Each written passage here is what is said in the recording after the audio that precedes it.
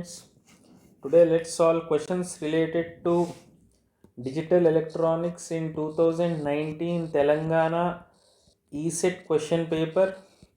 So let's go to the 167th question. What is De Morgan's theorem? De Morgan's theorem states A into B whole bar is simply A bar plus B bar, and A plus B whole bar is A bar into B bar. So if you see the options, only this is related to it.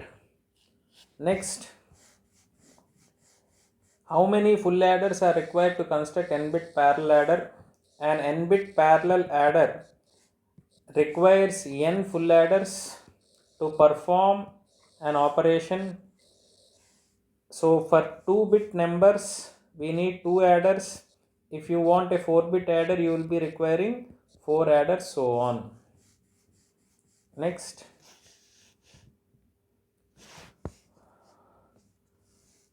so the number of 2 to 4 line decoders required to construct a 3-line decoder. So the solution of this, so this is the master document, the solutions of all the question papers which I have created. You can get this from the link provided in the description.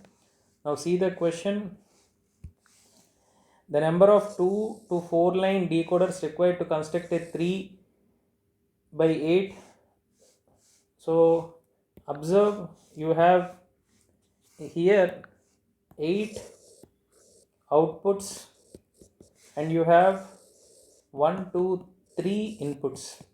So how many 2 to 4 decoders are required? 1 and 2.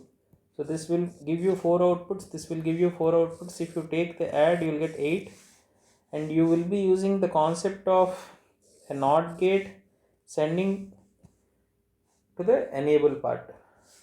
Okay, so the answer is 2. Next, what is the minimum number of NAND gates required to realize an XOR gate? So what is an XOR gate expression? AB bar plus A bar B. So the simplest implementation is, so if you see this concept comes at half adder circuit also, using implementing an half adder using NAND gates or NOR gates. So you require totally 4 NAND gates for implementation of XOR gate. Very important, try to remember. So the race around condition in a JK flip-flop, when does it occur? When J is equal to K is equal to 1 and clock is equal to 1 for a long period, then Q output will toggle as long as clock is high. This makes the output of the flip-flop unstable or uncertain, and this problem is called race around condition in a JK flip-flop.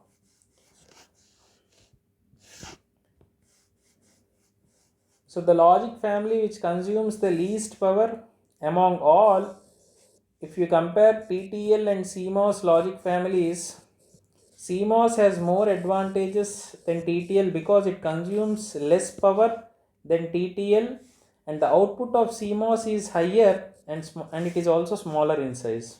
Try to remember this. Next, ROM, the non-volatile memory. Volatile memory is RAM, non-volatile memory is ROM, which means the information is permanently stored on the chip. So this memory does not depend on electric current to save data. Instead, data is written to individual cells using binary code. Next. So the ADC used in digital voltmeters and multimeters is, so most often digital multimeters, DMMs, are supposed to use successive approximation ADC, which, so here you can see both the answers are correct. With this, the questions related to DE in TS ESET question paper are completed.